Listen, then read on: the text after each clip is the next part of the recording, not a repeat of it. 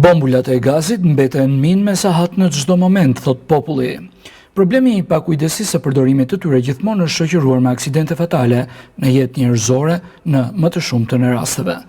Në fakt, shqetësimi që ngre kjo kronik është sikleti qytetar për pikat e mbushjes së tyre në qendër të Pogradesit, fare pranë banesave të qytetarëve apo shumë pranë rrugëve kryesore të mbipopulluara gjatë ditës.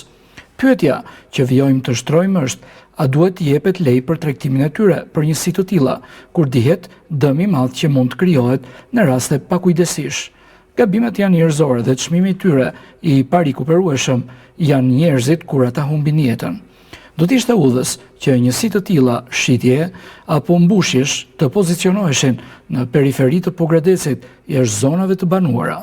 Mjafton të sjellim këtu rastin më të fundit të shpërthimit të një bombule në një byr rektore ditën e premte të javës që lan pas, ngjarje që fatmirësisht përfundoi pa viktima, por me dëme të mëdha materiale.